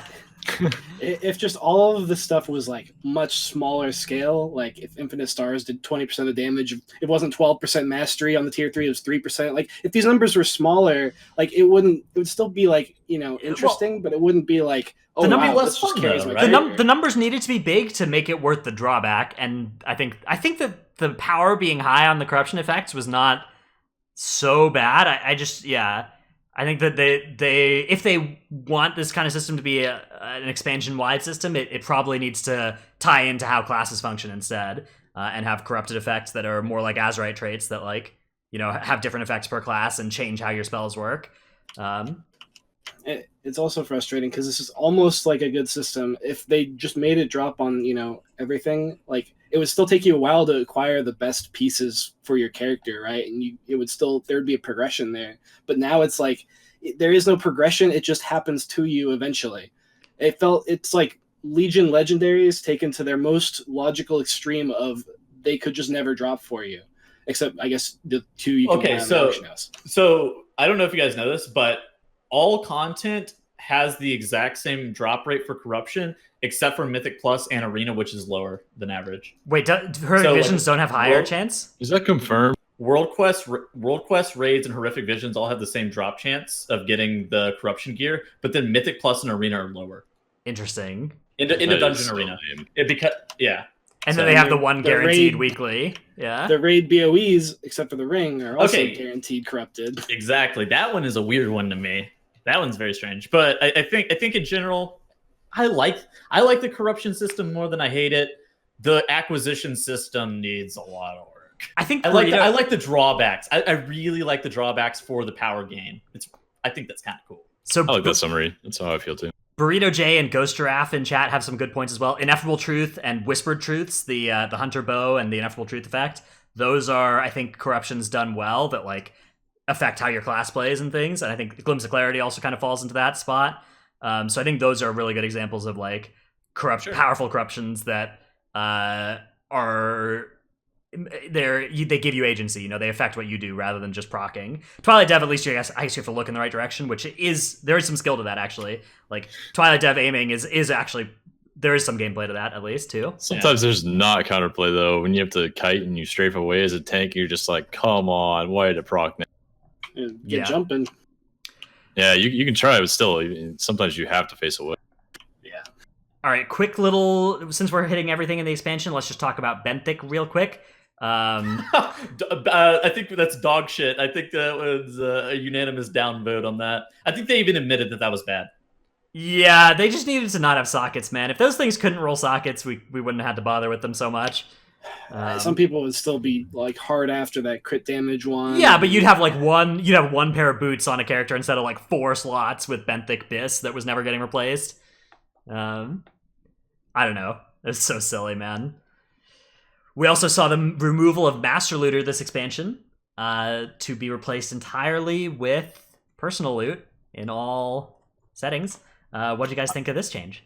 I've heard only negativity on that one. I don't think I've heard anyone defend that choice. Have you guys? It's awful. Like, yeah, just in general, it should be what it was in Legion, where it's available if you're in a full guild group. I don't like the concept of Master Looter I don't like the concept of Master Loot for pugs. I do like the opportunity to Master Loot raid because, we're raiding in a guild. Like all of us are raiding in a guild where we are still Master Looting, except the person has looted it and then must trade their piece that they got off the boss away to somebody else, which inevitably feels worse than it. Yeah, it's literally Master Loot, but you briefly get to hold on to an item that you want, and then you just have to give it away. So it's Master Loot, except it's worse. Or you can hold, like, some guilds maybe have decided that they're just personal loot guilds now with this, and they don't want to bother, and, like, guilds are choosing to nerf themselves, like, so that's silly. Yeah, and I guess the upside of Master... I guess the upside of Master Looter is that you're able to, get more loot directly to one armor class / role type that you would really like it on if you are doing these full... one armor type splits, but even then it's like, what the... I hate how you can like be a healer or something and you have your best in slot trinkets and then you get a neutral trinket drop and you just can't trade it because that's also a DPS trinket and you don't have one yet, so you better hold on to that. Mm-hmm. Like, I don't understand. Some of these rules do not make sense. Yeah. Wands also can't be traded. You can trade items. Already have a wand. Yep, you just it's silly. It's very silly, and I'm fine with it being. I'm very fine with it for pugs. Like I think Master Looter in a pug situation is more exploitable than not. But agreed. Yeah, I would agree with that. I think in pugs, 100% should always be personal loot. I think in raid you should have the opportunity to Master Loot if you want to. And I didn't even hate whenever it was almost incentivized to personal loot. There was like a 0.5% chance that you would get like higher loot. Like there was a very low percent chance that you get one additional piece of loot whenever they were personal looting. Last expansion in Legion, Master Looter is just a better system overall. I think for guild groups. All right, the last big topic that we have to cover. Well, actually, we've got a couple more. I have an unpopular opinion about essences. Let's talk about essences. Tettles, lead us in here with your unpopular opinion. Somebody else starts. I'll hit you up. I'll hit you on the back end. All right, so Essences, we had an acquisition problem here where it is horrifically bad on a second character to get any essences, like to get many essences. There are many essences that are just such a pain to get on alts. The reason for this is that most expansion features, like artifact power, like legendaries or whatever, throughout the course of the patch cycle, they get easier to acquire. It's easy to get to neck level 75 now. In a way, it takes like 10% of the AP that it took on patch release day, and that's a good thing. Essences don't have the same kind of catch up, with the exception of a few small targeted hotfixes they've put in. There's just no. It takes you the same amount of time to get these essences as it did when patch 8.2 landed. I'm happy to spend 30 hours grinding working towards an essence on a main character. I'm happy to spend, a month's worth of time gating on a main character of coming back every day or whatever, but I'm not okay with having to do that then on the alts as well. I think that the alts need to not behave that way. Okay, so let me just ask then. How did you feel about Legion Legendaries, WoD Legendary Ring, or Mista Pandaria Cloak? That were all, like, Legion Legendaries took far more time than that. And it was RNG. Legion Legendaries, though, by the end of the expansion, were good. Essences, there's no light at the end of the tunnel. Like, I'm never going to get to have fun on it all. Legion Legendaries were fixed on 7.2. Legion Legendaries, even with Wakened Essence, took a week and a half to be able to purchase one. Legion Legendaries were the biggest. Like, they were a cool gameplay element, but the acquisition was the biggest failure of... Oh, yeah, I agree. In my opinion, like, any expansion that's ever existed, like, that acquisition of Legendaries and Legion were worse than acquiring anything else in any other expansion by far. The RNG of it, especially, like, all the way until, the very, very last patch, where it was like everything was already done, and you were just, killing time until the next expansion. That's when they were like, okay, fine, we're fine with you choosing what you want. Like, you could not get your Pride as on the tank for once, and have that count as all of your specs legendaries. Like, because if you got a Sephuz and a Pride as, like, you could no longer get tank legendaries quickly or something, or DPS legendary. Like, it's just, oh yeah, if you got a tank specific, then you could get a DPS specific like a day later, or you could get a dual spec, and you're just screwed. And I mean, for me personally, essences are a strictly better version of legendaries, except you can target them. And I don't necessarily need them to be account wide because they are targetable in that way. Legendaries had upside that essences don't have, which is that, like, there was legitimately great gameplay that legendaries enabled. Essences, there's like Lucid Major is cool and fun. Vision Major is cool and fun. The others are just not, like, fun and to play with, really. They're, like, for the most part, it's just a system that you have, like, a 2-minute cooldown button, you press it every 2 minutes, and it does some damage, and it's not interesting. So Legion Legendaries... Legion Legendaries... I think conflict... Sorry, go ahead. They like changed your character in interesting ways. They did all kinds of cool stuff. Keg Smash Shoulders were cool and changed how your character played. There were, like, all sorts of different effects that were on those, and essences are not at all like that. And, like, I think that the upside is lower, and the drawback here, the acquisition, is worse than Legion. Like, Legion Legendaries, they fixed the acquisition problem by the end of Legion, but acquisition was a huge problem there too. And this is, like, yes, it's targetable, it's deterministic, but the targetable way for me to get Condensed Life Force is to go into Azara's Eternal Palace and clear that raid for 3 weeks. The targeted way for me to get Purification Protocol, I guess I can just spend 10,000 gold and get that, or 100,000 gold, so that's okay. But to get Conflict and Strife, it's like, I have to do Arena on my character for 4 weeks. All right. To get Blood of the Enemy, I have to do 20 hours of Battlegrounds, like... I do think Blood and Conflict are a bit of outliers in that regard of, like, how to farm them, but I think that those are the only two really... That's because you're, for you, PvP is not something that you want to do on your alt, right? Like, you don't want to go do Battlegrounds on your alt, but there are players for whom, No, I'm just talking about in terms of time spent. I think in terms of time spent, I think Blood of the Enemy and Conflict and Strife are just a bit over the top. I think Jarno said a good point with the Guardian of Azeroth too. I'd add that to the list, like previous content that you would never do on this day unless for that specific. I think that legendaries hit a good spot in the last patch of Legion because there was currency to get them. They were a lot easier to get, and they were obtainable from all forms of content at the same time. I think if essences were given a second way to obtain at this point, even if they weren't account wide, if you could just like accumulate currency from your weekly chest and Mythic Plus and PvP, the same way that you'd grind them specifically, if that would give you some kind of currency to buy any essence, I think that'd be good. Yeah, I think that would be like if after I got rank 3 on my main, any further progress I could send to alts for that same essence, great. You know, that would also fix this problem for me. Yeah, I don't know. I feel like it's a targeted system. It's the exact same as the WoD Legendary Ring, Legion Legendary's Mop Cloak, except it's targeted. That's about how I feel about it. Yeah, okay, but you have 2 characters, right? Like, have you ever thought about starting up a 3rd character? Have you ever like had that experience of like looking at a neck with 1 green and 12 gray essences and just seeing this like huge yawning gap in front of you before you're like remotely playable? Essences. You don't, but yeah, you have to. You get your shopping list of like what 4 essences you need to get on your character, and it's like, all right, I have to do like these 4 different types of content, and you're just like, well, I wanted to play this character, but I guess I'm gonna reroll a different one that doesn't require me to get these essences that I hate farming. Okay, so I mean, then you don't want it that bad. Like, I mean, that's a major problem is that you have to commit like 6 weeks in advance, like 3 to 6 weeks in advance to be able to actually play a character. But like, it's not any different than any other expansion, and pretending it is just like not correct. I think that's false. I think someone that wants to play an alt is going to play their main while they build their alt. So like, you're going to do main content every day on your main with your friends, but then you're also trying to gear your alt. And if you're just doing that on the side, if you work a full-time job, you have like maybe an hour a night on average to farm your alt, and that would literally take months to get that thing ready. Where in Legion, you could kind of just accumulate legendaries by doing your weekly key and getting essence or getting currency at the end. It takes 4 weeks of daily battlegrounds to get blood. That's a lot of battlegrounds. That's a lot of time. That is a lot of battlegrounds, but it takes 4 weeks of daily battlegrounds, and battlegrounds are on average like 20 minutes.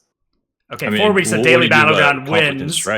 You got the queue. Sure. You got the queue. Sure, you've got to win. Like, yeah, it's really shitty. But at the same time, like legendaries are, it's all the same. It's all the same shit system. But pretending like it's not is. It's not the same though, because like with legendaries, you could get your legendaries by doing Mythic Plus. You could get your legendaries by doing raiding. You didn't have to do specific content on your alt. My alt, if I want Null Barrier on it, besides being able to buy it, I would just have to go to, Mechagon and do that daily every day, right? If I want Lucid Dreams on my character, I have to go do these ally quests. Like, I can't just be like, all right, I'm gonna So you hate that it's targetable? No, I think being targetable is fine, but if it's going to be targetable, it needs to nerf for alts and for people returning to the game. Like, could you imagine returning to this game and not having played 8.2 and just like looking at months ahead of you to get your essences on a main character at this point? I literally am in a Discord with people that I was in a guild with in Legion who are saying that exact sentence. Like, they look at the grind and they just can't do it. Like, they're just going to wait till. Like, that's just a gain for Blizzard if they make essences more obtainable. Yeah, there are so many people who have chosen to just not play the game rather than interact with the essence system on a first character app that they didn't, start getting it on, or on looking at creating a second character, or not even a second character, like a third character at this point. Like, looking at that, the prospects of doing that is just so draining, having already done it once or twice. Especially if you're trying to like get back into Mythic Plus, like with how the meta shifts, every season, like you have to start that grind from scratch, or you had to have been doing it the whole time. And if you want to do something in Mythic Plus this season because it's like, oh, Awaken, that looks fun, but like you didn't do anything in Beguiling because you saw Beguiling, it was like, oh, that doesn't look fun. You're starting from scratch on a system that you've already been through. I mean, but you've had to phone it. You've had to phone it in for like multiple weeks. Like, Jason has Jason had this experience where he wanted to get back into tanking Mythic Plus, and he has a warrior that doesn't have any essences on it, that is, the character that would be good for tanking Mythic Plus on, or a DH with no essences that could also work maybe. And like, it's just this prospect of like, hey, I want to do these Awaken keys. That sounds fun. Let's do those. Oh wait, I can't. Like, I have got so much grind ahead of me before that's something I can do. Like, maybe I have the energy now to do a little bit of that grind, but like, there's 4 weeks of it ahead of me before I can have fun. That's not the fun shouldn't be gated behind 4 weeks for alts. And Legion Legendary is the same, or worse, but Well, I mean, okay, so you're saying that it's okay to take a okay, I don't think it's like not okay to take a multi-month break, but at the same time you should be punished and you should have to actually catch up, and it shouldn't only be based on gear. Like there should be something that you have to AP. do. Right, Okay. AP is dog shit perfect though. system. AP is so much better for alts coming back though, because if you're an alt and you want to get to neck level 80, it is so much better than it's so much better than essences, right?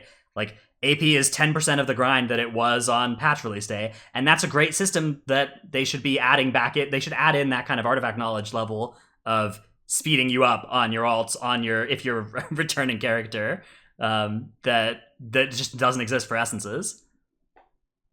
Yeah, but I respect that we can disagree here, Tettles, although I think that your point of defense being that this is a better acquisition system than Legion Legendaries is not a strong argument, given that Legion Legendaries acquisition is really bad also. Like you're saying, it's better than a really, really bad thing. I didn't say any of that. I think this one's better, and I think this is the point that they're moving forward is that they're going to have something like this that you're going to have to grind to be able to catch up, and you're going to have to phone it in 5 weeks in advance. And I think this is a better version of that. Yeah, but okay, so Essence acquisition is better than 7.0 and 7.1 Legion Legendaries acquisition. It's worse than 7.2 Legion Legendaries. It's worse than 7.3 Legendaries. It's worse than 8.1 Azerite. It's worse than AP has been, except after 7.3, 7.1. It's better than 7.2 Legendaries. It's until they added the vendor. That's when it got better. It was 7.3 Legendaries. Okay. It's better. Either way, like it's not like this is progress that's being made here. Like this is an acquisition problem after like they don't want you catching up.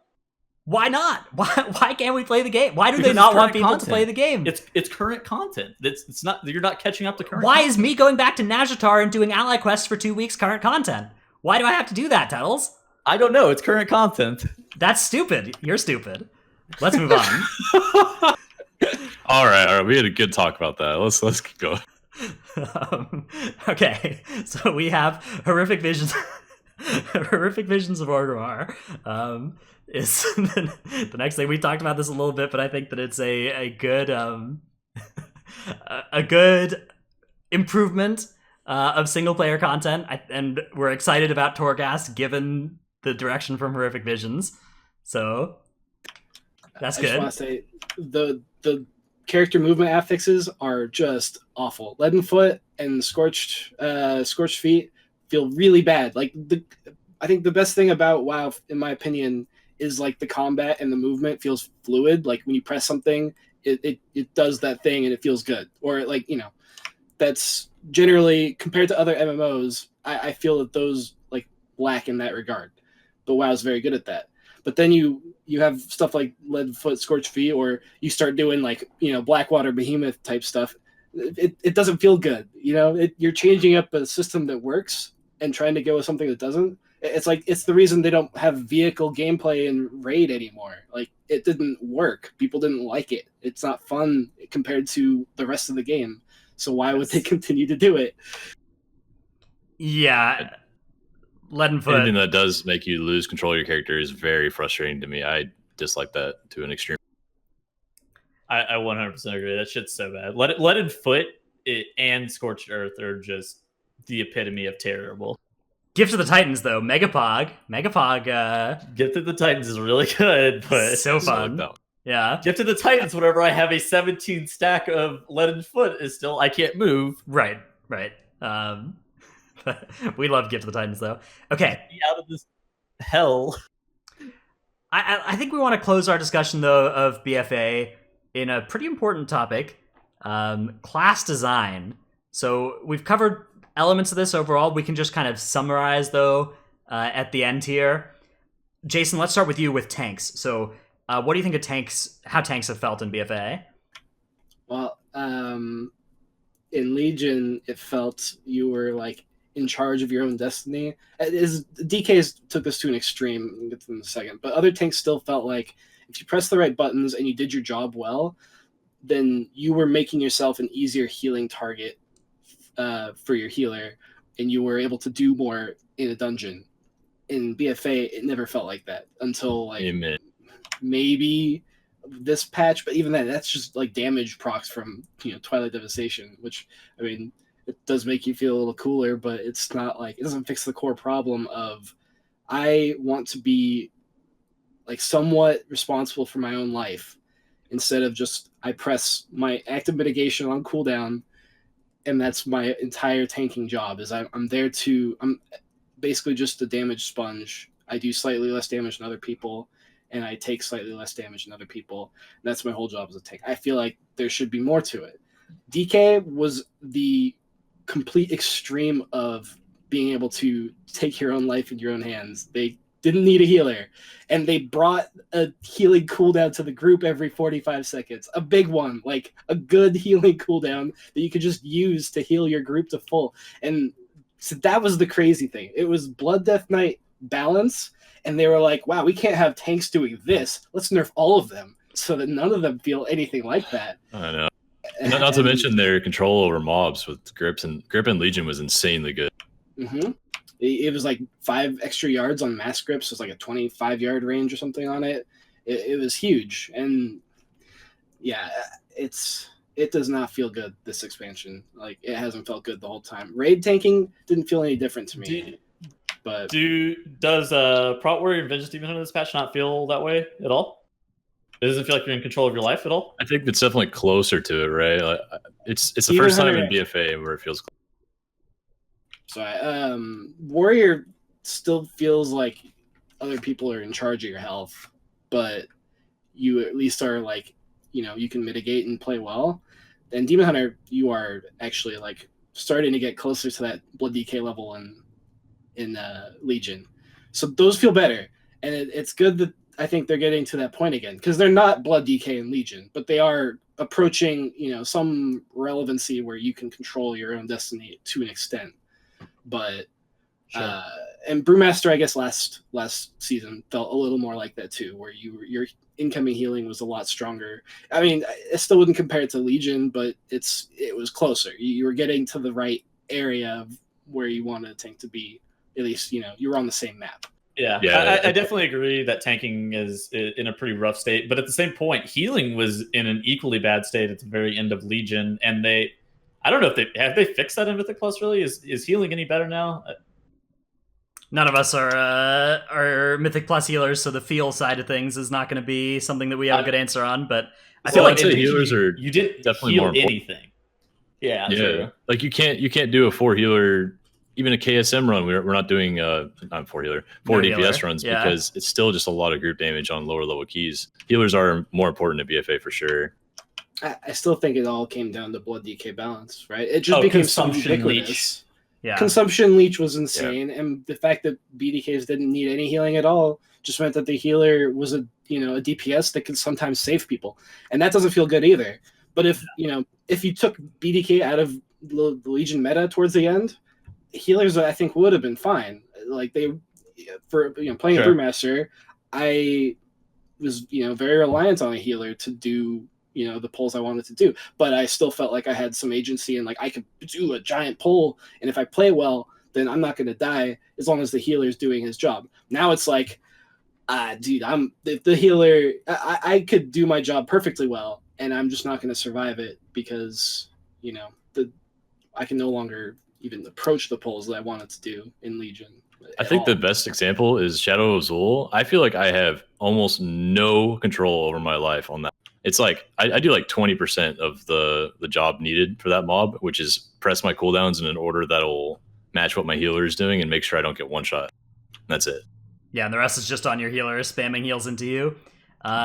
Which, yeah, I don't know. I feel like tanks could use a little bit of a power buff on the tankiness side of things. Like, give them some more ability to, to play well and be more survivable because of it. Require a little bit less healing because of it. They have only buttons that allows their health to not go down and no buttons that allows their health to actually go up. I think is a root of the problem, right? Yeah, Vengeance and Blood have the buttons that let their health go up, and Brewmaster used to, but that got nerfed a lot. I think that it's good to make it so that you can't go without a healer. I think that that's good, but like I think you should need to have a healer. But I think that you should also be able to like play well as a tank and have that really be way tankier than somebody who's not pressing their buttons correctly. A big part of that was also being able to swap gear in Legion. Some of the legendaries let you change your play style to match pulls where you could become the Uber tank as a monk, for instance, taking tons of physical damage and actually like matching it in your purifies and being able to heal a bit too. That if you knew what to do and how to change your gear around to match that, you felt very strong and your group felt stronger because of it. But it just doesn't exist. That gameplay is gone. If you could change essences, would you feel better? Mid dungeon, if you could change essences, would that feel any better or no? No, it doesn't really fill the same role as legendaries. Like it doesn't. What would I change on a monk? Like I guess I could run Gifted the Dyke or whatever. It would help. It would definitely help. It wouldn't solve the issue entirely. Just like putting gear swapping back in wouldn't solve the issue entirely. It also comes down to their class design. Like they went out of their way to be like, okay, tanks shouldn't be that strong anymore, and we felt it the whole expansion. So. I don't know. I think I'm with you though. I think tanks should probably be that strong. I mean, let alone it's pretty obvious that nobody wants to play tank. Like there's so few tanks in North America that anything to help tanks would be good at this point. Incentivize the people to play the role. Oh, I think they did backtrack at least on the GCD thing. Yeah, oh my god, dude. So they backtracked a lot on the GCD thing. There's some classes like Guardian Druid and Protection Paladin that need to be absolutely cleansed of anything that's on the GCD. But those two are probably it. I think everything else is mostly okay. Anybody remember Ignore Pain on the GCD? That was a good 8.0. That was a wild time, man. Who thought that was Bubble is on the GCD. Let it be known that for some reason Bubble is on the GCD for Prop Pally, and you're like, what the fuck is that? Is Light of the Protector still on the GCD? Yes, it is. Yes, it is. It feels terrible. Like correct. That felt good 0% of the time. I don't understand why that has to be an ability on the GCD. Like what to show the animation of you putting your hand in the air? Like that's my favorite thing is like so many of these GCD abilities just play like a emote. Like they just play like /point or /war or / raise your hand in the air or whatever. Like they had these abilities like Meta and Stormkeeper that like your character does something cool and that makes it make sense that it's on the GCD. And now most of the ones that they just put on the GCD are just so I don't know. You just feel like you're AFK. You're just waiting to be able to start doing your damage or healing. Anyways, we've covered I think everything here now. We've gotten through our topics. Is there anything that Starfall? Yeah, Starfall. I didn't even put that on there. Let it be known I did not even add that into that. I was thinking of titles and I was like, help my class is dog shit, bro. It's definitely they need to buff Starfall or buff Dots. Although Dots, the reason they didn't like that is that they were the king of spread cleave for like 5 years or something, and it's like, okay, well, let's step back from that. But let's also nerf Starfall because why not? It's bad, anyways. I've just accepted that the game is just not going to be suited for Moonkin this patch. Yeah. And I mean, also, it does feel like classes coming into expansions are just not complete. Yes. Like they have to add so many layers. It's like even the first like patch, Uldir, who felt complete there? Like who felt like this is a good class that I'm playing right now? I couldn't think of maybe Sub Rogue on Zul felt pretty good. Bro, Sub Rogue it was it was literally 2 buttons though. Yeah, this is the best 2 buttons you could ever press. It was fun, but it was 2 buttons. Okay. Something that they need to be very wary of moving into the next expansion is how classes are going to end up feeling once they end up stripping Azurite and essences away. Mm-hmm. Like they have to 100% be cognizant of it and add in like buttons abilities. So I don't remember where I was whenever somebody said it. It may have even been on the show that honestly removal of the talent system could be beneficial too. Just like a complete removal of how the talents end up working and like a complete restructuring could also be advantageous in a different way. I don't know. I don't know what they're going to come to in conclusion wise, but they absolutely have to be wary of that moving into Shadowlands, how classes feel, because people were so fucking mad at the beginning of this expansion with how Shadow Priest and an Enhancement Shaman and, like Jason said, Sub Rogue with their 2-button rotation were. Yeah, I'm good. Classes just didn't feel good to me going in. It gets hard to explain, but I felt like I lost so much, and then even just leveling at BFA, you felt weaker and weaker every level you got. Yep, and I worry that it's going to feel the exact same moving into Shadowlands, and they have to be thinking about how it's going. Dude, we're gonna get Covenant abilities though. We're gonna get powerful Covenant abilities. Dude, the Covenant system better be cool. They say that you're not supposed to swap very often, but they've proved time and time again if they ever offer an option of utility on the same row as a row with damage, people are 100% always going to pick the damage. It happened with Pride As, it's happened with Leech Corruption and Avoidance right now. They can't be just unaware of the fact that you can't put utility in with damage. It has to be all of one or all of the other. I'm gonna select Kyrian. It'll be another reforging where it's like if you want to play specific content, you have to change your thing to another one. They've said that you can't reforge. Like I don't know what to. Okay, anyway, just do 2 characters then. We got 1 Mythic Plus character and then 1 Raid character, and then you got a PvP character and then a World Quest character, and it's all the same. It's all the same class because you have to. Yeah, it's instead of 12 alts, 1 for each class, it's now going to be 48, 1 for each Covenant for each class. I'm getting started now on boosting those guys up, getting them ready. However, Dratnus is going to have a hot tier list incoming on youtube.com/Dratnus, so stay tuned for that content and make sure that you like and subscribe. Thanks, Settles. All right, with that, I think that we'll go ahead and cut out the Q&A segment for this show due to already being 2 hours into the show. Let me say, a lot of the questions that came in on the show were put into the creation of the show. We had a lot of Q&A too. The show's been very long. A lot of the questions, though, did go into the main show in terms of what we ended up discussing. In addition to that, please take the census. I appreciate it. It's in our Discord. It's in a channel called Titanforge Census. It will also be in the description of the YouTube video for this. Thank you so much. All right. Later, everybody. Thanks, guys. Bye.